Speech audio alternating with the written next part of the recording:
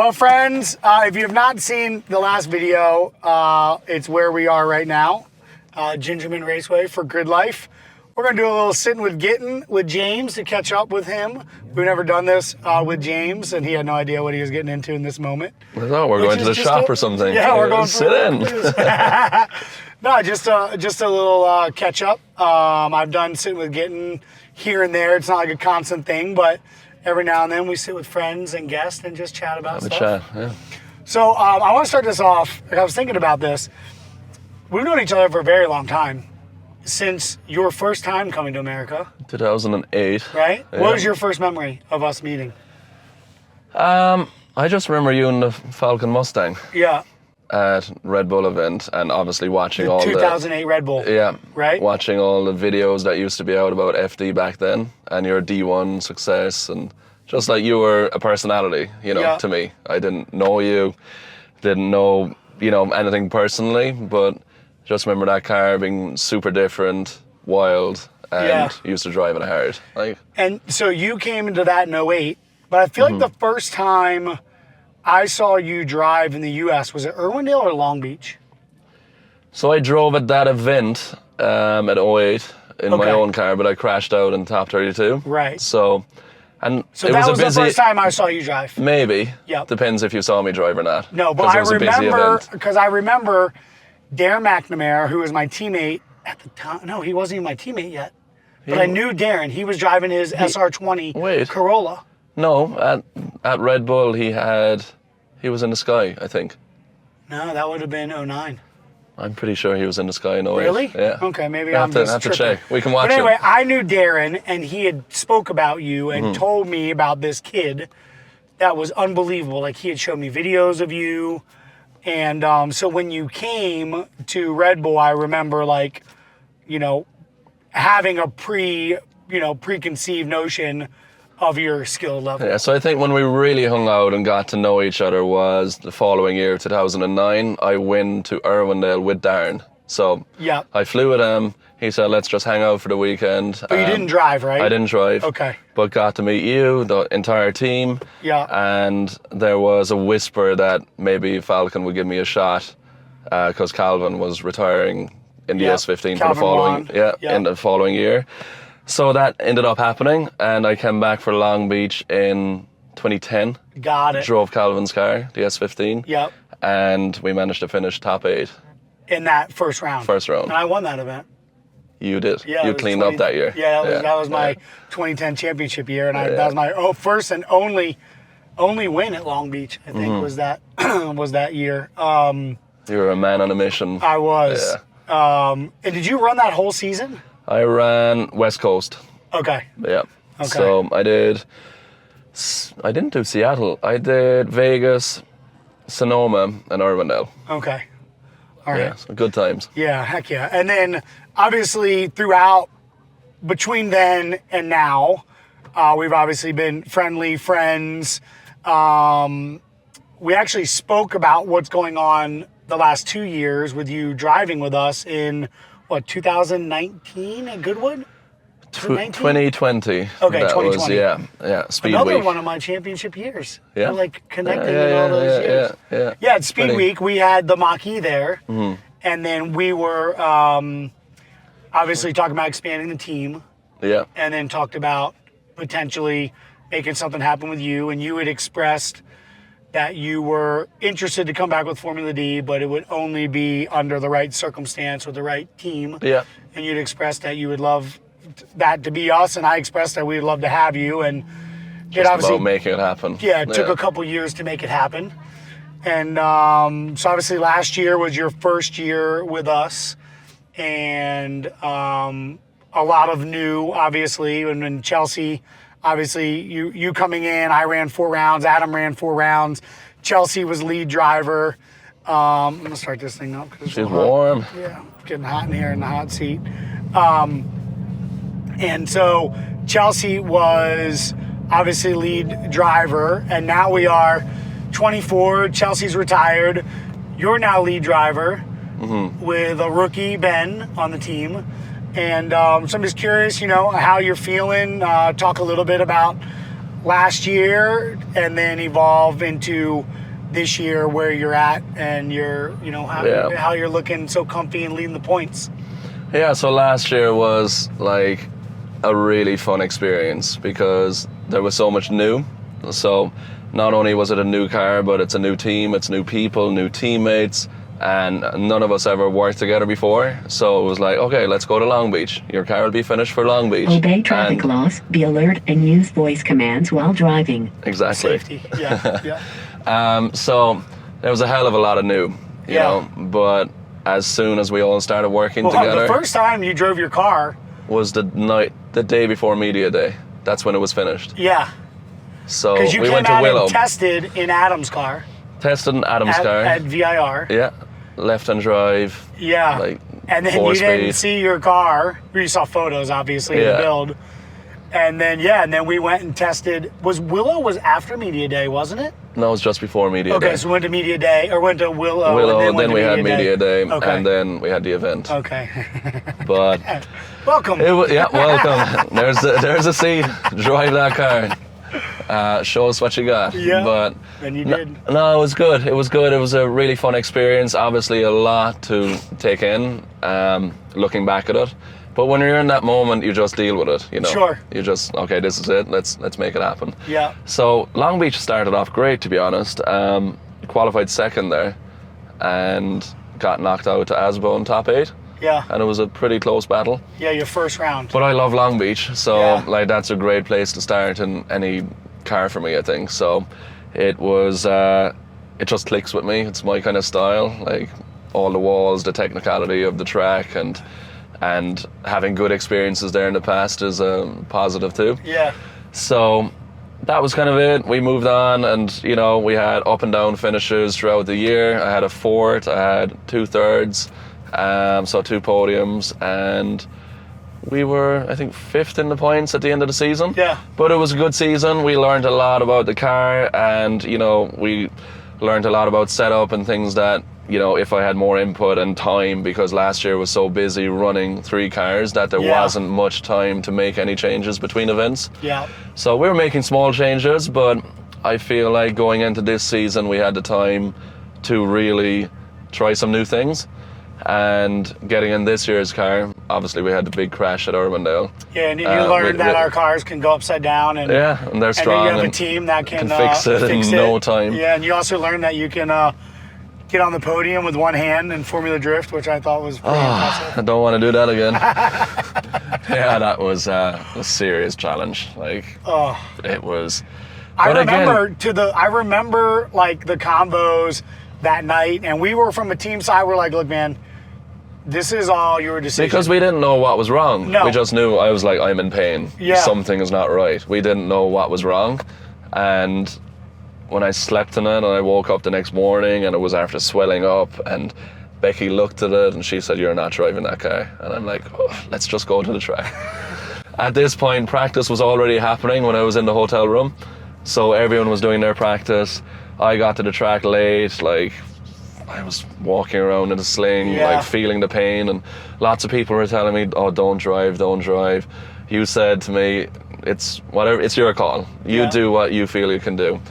And anyway, practice was starting to run out, so Andy put a lot of work into the car, and Shelby, to give me a car that was looking like a Mustang again for the Saturday, and I knew that he put a lot of work in that night, and I was like, okay, let's just... they were still working on the car when you got to the track. Yeah. And they were like, look, the car's ready. If you want to take it for a lap, see what it's capable of, see what you can do it. So I convinced myself, let's just try 1 lap. So I went out there, just one lap. So went out in the lead, did a lap. It was a pretty solid lap, similar to my qualifying run from the night before, because that was a lot to do. Like 90 minutes after that crash, the team got the car together and I got back out there. Yeah. And it was, what'd you qualify? What place? I think 7th. Yeah. So it was pretty, it was a By lot the way, though. You never know what broken collarbone. Didn't know. Fractured collarbone. We didn't know. Just knew he had pain. Yeah. And so all of this stuff was happening, we're talking about, was with a fractured collarbone. Yeah. You freaking lunatic. But you never know what you can do until you Totally. do it. And like the situations in front of you, like if you're looking from the outside, you're like, no way would I do that. But when you're sitting there and it means so much to you, and you know you're going to struggle to just watch everyone drifting for the weekend and see your hard work from the year kind of slip away.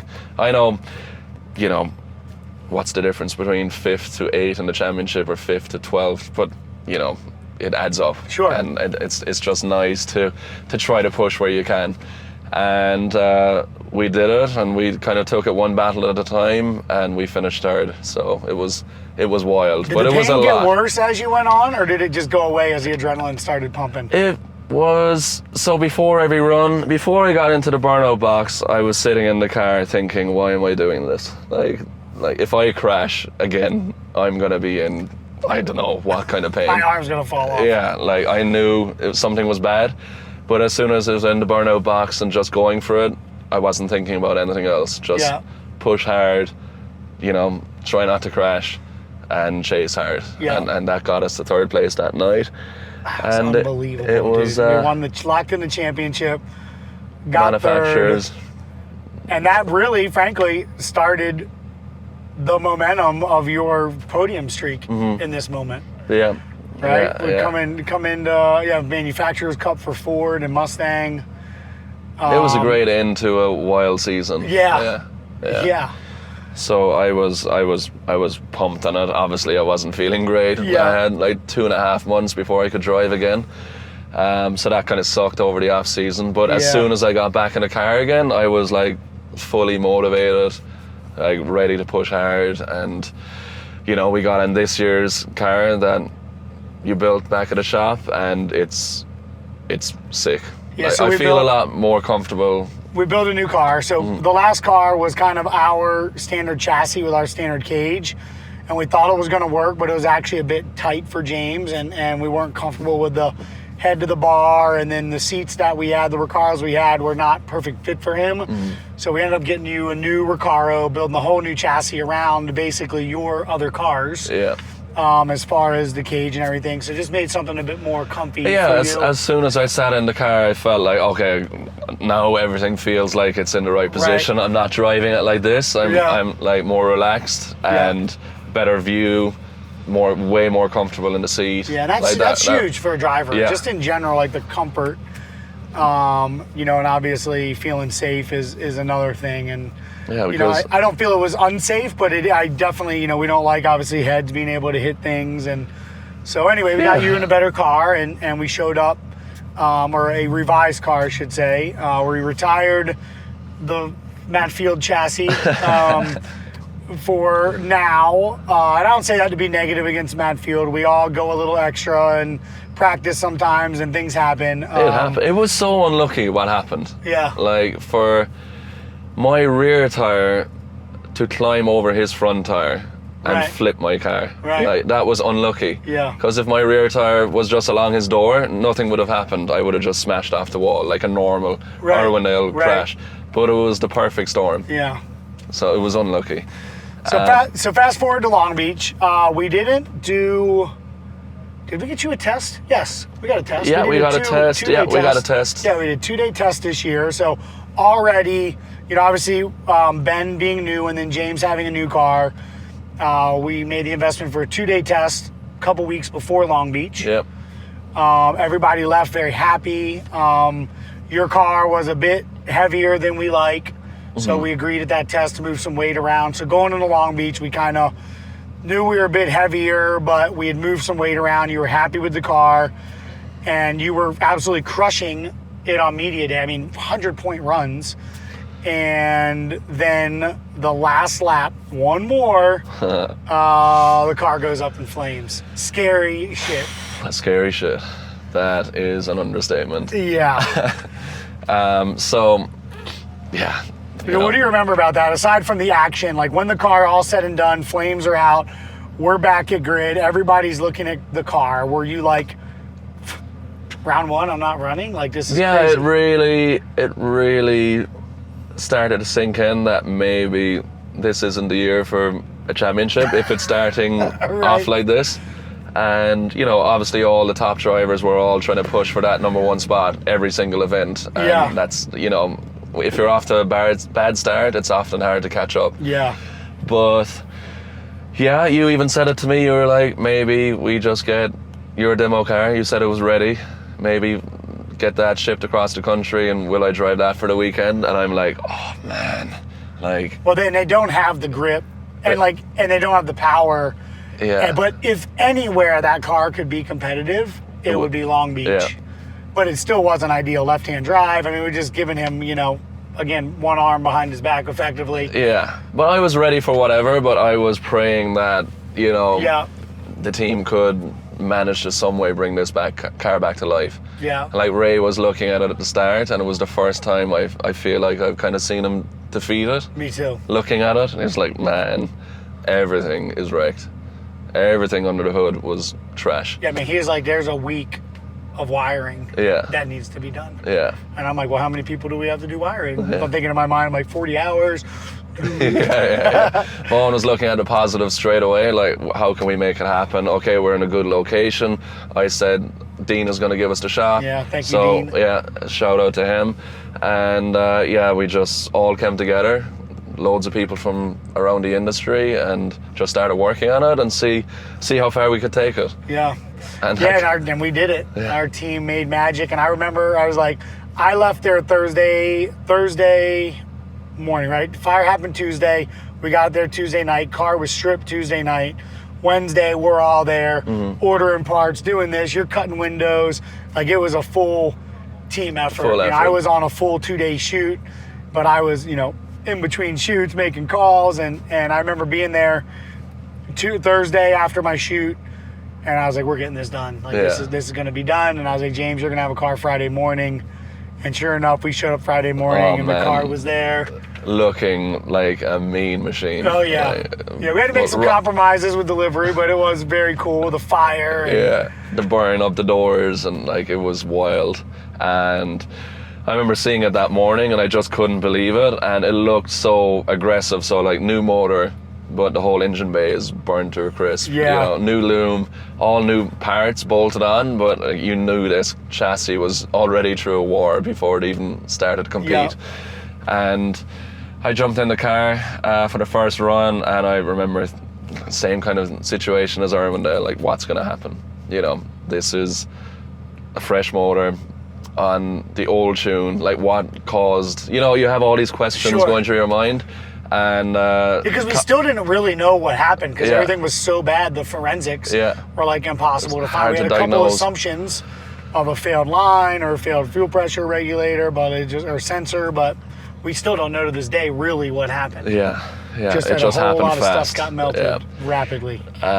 So got out there, I was in the lead, and as soon as I started warming up, I just got in the zone again and forgot about everything. And that's what happens. Yeah. So you just focus on what you're supposed to do, and flicked into the first corner, car felt great, like back out to the wall, tapped the wall under the bridge, and met it past where we had the fire, and I'm like, okay, we're on it. Yeah. Like, I felt good Heck immediately. yeah, I was sick too. I was And- so pumped to see that lap. Yeah. It meant and, so much for us. yeah, for everyone. Right, the accomplishment for the team, obviously for your confidence, just to reset and just let's go. Yeah, and then it was like, we're just back in it, right? Yeah. It's back in the competition. Let's go. Let's see what happens. And we had a lot of glitches throughout that event. Like, Yeah, we had that freaking gremlin in there that we had no idea why Yeah. the car was cutting off randomly. yeah, car cutting off, the fans temperamentally not working, the water pump switching off. Like, that motor was getting tested again. Yeah, And they're a sick motor, man.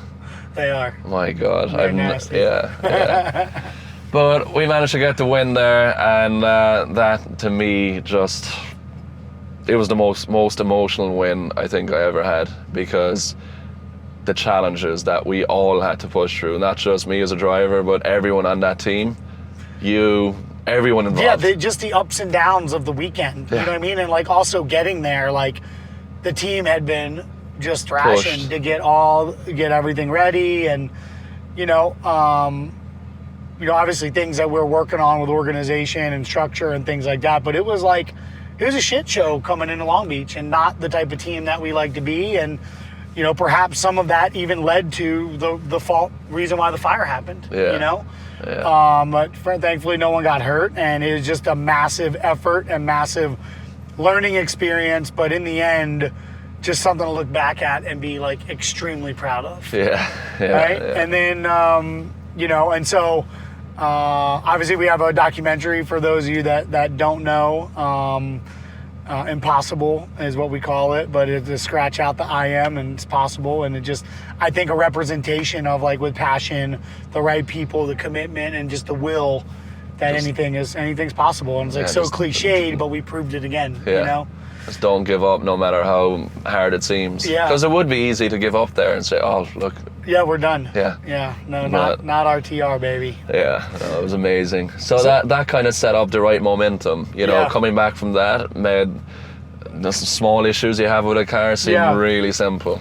So then we go into Atlanta, and now I'm here. Not your team owner, but I'm your teammate. Yeah.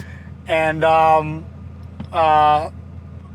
some issues with my car caused me to go out early in the seating bracket, which lined me up against you. I ended up being the lowest qualifier. I couldn't believe it, man. So then me and James are like, I'm like, oh my God, like, I'm here to have fun and compete, and now I got to battle James, who's leading the championship. So, like, I really didn't want to knock him out. Like, I had thoughts of, like, do I just not show up? And then I'm like, well, he wouldn't want that, and it's crappy for the fans. But, like, again, these are just thoughts. It's not like I was doing it. Yeah. But these are all the things that went through my mind. I'm like, I'm going to show up and potentially, you know, like, I felt that, given we had the same car, I felt if anyone on the grid had the chance of knocking James out, I felt like it would be me, because I know the car so well. That's my freaking track. Yeah. And so I'm just like, damn it. You cleaned up there last year. Yeah. And I'm just like, and you were pumped, like, going into that weekend. You I were ready to send us all home. And yes, that's what you said. As I told you, you are going on the trailer. But not in top 32. I know. And so anyway, we lined up, and you laid down an amazing lead. I had a pretty decent chase. There was, I would have liked a little more proximity in some spots. Mm-hmm. And then on my lead run, I think both of our cars were having a misfire, right? Yeah, so I had a misfire for the second half of my lead run. Yeah. But the nitrous was just covering it up. Yeah. So I still had enough power to do what I needed to do. Yeah. I could just hear it more than it causing a big effect. Yeah. Yeah. And so I had a bit of a misfire, and so when I transitioned to go up the hill, it didn't rotate like I was used to, because it just had more grip than power at that point, and sent me wide. So I'm curious what you were thinking when I went wide. Like, I was like deep in the rumble strips. Yeah, so were you like, oh, Vaughn's crazy right now? Like, what were I you was thinking? just going wherever you were going, Yeah. and then I knew that it was too much, and then I got my braking set, and I saw that gap, and I was going for it, and then I saw you coming around again, and I knew I hit your front wheel with my back wheel. So I tapped your front wheel. You I did? knew you were there. So then I kept right and left enough space for you to pass again, and then came back up the inside. So after the rumble strip, outer two, I went deep in outer two. I had 3 tires off me, because I just, my whole trajectory was off from that one transition. But I had stayed in it because I was overcompensating for the misfire. But what I didn't realize or think about in the moment is that staying in it, I had more grip and less wheel speed. So I was actually going faster. So I blew off course. I mean, it was just a freaking rookie show at that point. And I went super wide at interclip. James is like almost past me, and obviously I've passed a couple people in Atlanta specifically. And James is literally doing a Vaughn on Vaughn. Yeah, he's Vaughn on Vaughn. And then James went, like, I didn't let him fully pass me, and I stayed in it. And he actually was waiting for me to pass him, because he was like, you know what? If I pass Vaughn, there might be a rule I don't know of. Yeah, when I felt the contact, I was thinking, if FD say that the track wasn't fully open there, they could give it to you. Right. So anyway, he let me pass him back. Well, I was going to pass him back anyway, but he let me pass him back. And anyway, I lost the battle, and I was retired. And you went on to get third that round. Who'd you get knocked out by? Frederick. Okay. Yeah. It's a pretty close won't battle. Happen again, Freddie. Yeah. It was a close battle. but they had their car really hooked up. Yeah. And we just didn't get there, is my opinion. We didn't get there because when that track hooks up, we can always be the fastest, but we just didn't get there in night practice. Yeah. And I know you prefer to drive a car that you know rather than taking the risk of putting what's in it in the car. And usually you're able to make it up, but they had their car hooked up. Obviously, on the same I tire. think we were on to it one more time, but I actually made a mistake. So in my car in Atlanta, the keyhole outer zone is probably the hardest outer zone 'cause you can't see in the it. entire championship because Yeah. I can't see it.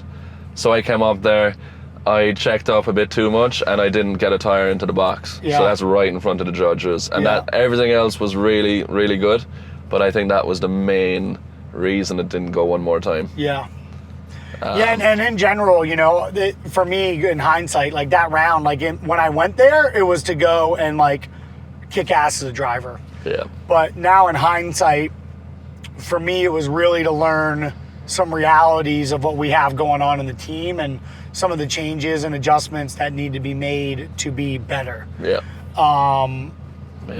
There's a lot going on at RTR, a lot of great stuff, and I know the perception of our team, and when it counts, we're always there and make it work. But there's a lot of things that I learned that we can be doing better, which I believe, like looking at big picture, right? Universally, it was to show me the things that we need to adjust on the team. Yeah, to experience it from the driver's seat. Some things that obviously have been very frustrating for you guys, and it's not any one individual and together. It's just some of our process has been lost over the years inside of the team, and a lot of adjustments going on, and so that set the tone for making changes going in to Orlando. Yeah. And making changes inside the shop of how things are done, where the cars aren't showing up with misfires and aren't showing up with just small things, small stupid things that are being overlooked because lack of leadership and even effort and process. So that's what Atlanta was for me. Obviously for you, it was a great points gain, and going into Orlando, you're again still leading points. And I was watching. This was the first round I wasn't at, and I was getting videos and watching, and you were just on it. I felt on rails, especially when the track at nighttime, because it was so hot there during the day. You're struggling to find a grip in the second corner. Yeah. So like the tires are definitely overheating. So as soon as the track was getting cooler, we were getting faster and faster and faster. And in our lead runs, I feel like they're the fastest lead runs of the weekend, for sure. Yeah. And they were committed, like really high on the wall, big angle, snappy transitions. Perfect. Like we were pushing hard. Felt great. The car did not give any issue all weekend. It was definitely the best Mustang I've ever driven. Yeah. And the team worked really well together, so I could see, it was very clear to see the effort that was put into the cars before they showed up to the track, and that everyone was just on their A game. Everyone arrived at the track like rested and ready for battle. Yeah. So it was really noticeable, and that gave me the confidence that the car was with me 100%. And we pushed hard and we almost had it. Yeah. Yeah. Second place. I'll say it. I think the one more time is arguable. But there's no doubt that the world wanted to see you and Connor battle again in Formula D. And what it looked like to me is that from the outside, there was a nice gap created on entry. I think you told me, though, that you kind of fell out of nitrous lead on the run-up. And so you were closing the gap at a spot where Connor had a lift. Yeah. It wasn't like a massive decel. It was just, I think he's probably trying to get the car to rotate more or whatever, but it was just like unlucky situation where like you're coming in hot. There was a little bit of like adjustment in his car, and then you hit the tire, front tire, and debeated, and that was it. It was an unlucky one. Like I never debeated a front tire in contact before, but yeah, if the tire didn't debead, it would have been a bump. Because I asked him after, did it feel hard? And he said no. Yeah. He said it felt like a tap, but Yeah, nothing. he would have stayed in Yeah. it. Yeah. So we would have both finished off that run. Yeah. And yeah, but it is what it is. So going into Jersey, you're leading the points. We got a nice gap. I don't even like talking about points at this point in the year. It's still early. But it's still early. what's the plan for Jersey? Plan for me is one lap at a time. Last year we had Jersey was our best finish so far in the season, so we got 4th there last year. Yeah. Adam won. He took us out. Yeah. So He phased you on that entry. he did. He actually caught me out because it was a long weekend and I had a lot of stuff going on around the same time, but that's no excuse. But he hit the cones on his first run. So I was ready for him the first time, and then we switched around, and the second time he was super fast through the cones and he caught me napping a bit and just pulled the gap. Yeah. I knew he did something there. I think he was loading the car on the Yeah, he was handbrake. trying to get you, dude. Yeah, and he did. He absolutely did, because I had a great lead run where he made some mistakes behind me. So I just needed, I was talking to Clay, my spotter, and he was like, you just need a good chase run and it's ours. And I was like, oh my God, I just blew it. But sometimes that happens. It does happen. So yeah, go in there. Our cars are pretty good there. It's one of those tracks where everyone is going to blow the doors off everyone because it's tight and technical. Yeah. So it's going to come down to mistakes again. Yeah. So let's just take it as it comes. Try to not make big mistakes and see what happens. That's it. The drifting is so unpredictable.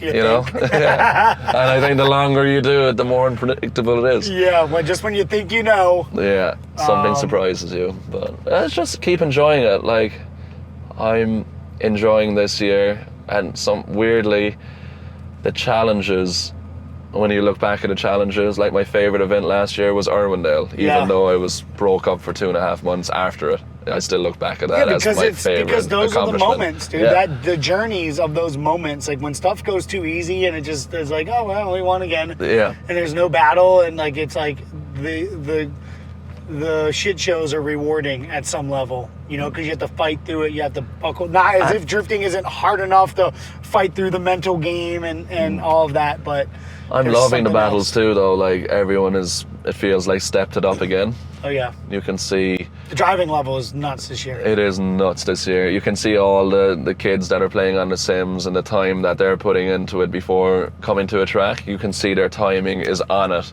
like before the older generation of drifters are learning the timing as we're going through practice. Speaking of that, how about Manoa? Oh so my Manoa God. is I met him for the first time in Irwindale, and he wanted to meet James. Like, he did not give a shit about me. He's like, I'm here to see James, and James is like his idol. So when I saw you guys battle in Orlando, I'm like, this is like this kid's dream. Yeah. Like, he's been dreaming of this moment his life, and then he took you to a one more time. Yeah, I was honestly, I won't lie, I was worried going into that battle. Yeah, he's freaking good. He is amazing. Yeah. Like and 14 years old. 14 years old, like we're all in trouble pretty soon. Yeah, the sim stuff is another level, man. Like, you're even seeing it in NASCAR, like these young kids coming up are driving the new cars better than the OGs. So it's going to be an interesting few years in the sport for sure, and but to keep you on your toes. Exactly. I need to blow the dust off my sim, I think, if it keeps going in this direction. I tried a bit of sim drifting, but it's so hard for me to go back because I get such an adrenaline rush from doing it in reality. Yeah. That the sim is just like, yeah. Yeah. Even when you're but tapping someone's door, door. On it, they love it. Yeah. Right? Oh yeah. It's amazing for timing and transitions, and you mess it up, you just reset, Yeah. and they're doing thousands of laps. Yeah. It's wild. Well, last thing I want to know is like how are you feeling being, with Ben as a teammate and having a rookie in pro as your teammate, and what are you thinking about him? I know a lot of people are starting to talk a little smack to him because he hasn't had the results to support, I would say, maybe the hype, but just curious what your perspective of having Ben and his potential with us is. Yeah, I think Ben is a great guy, and he's been unlucky so far this year. Obviously, Long Beach was Long Beach, so Yeah, very first little round. practice. Yeah, little practice. Little practice, crazy track that he hasn't driven before, and to try to tame an RTR on that track is, there's For a first one, right? quite a bit of driving in it. You got no runoff. Yeah. So I think that's just that event. Atlanta. We didn't get him a ton of laps, some car issues. He got like 4 laps before 32. Yeah. And then he was on it in Orlando. I've seen his first lap even, and I know that he was putting in the effort to push hard. He knew he had a strong battle, and watching him in practice, I saw the progress. Geez, I wouldn't like to be battling him. He was fast, he was committed, he was pushing hard. But then you're battling someone like Conor Shanahan. Yeah. He has the experience. Yeah. He knows how to do it. He's confident.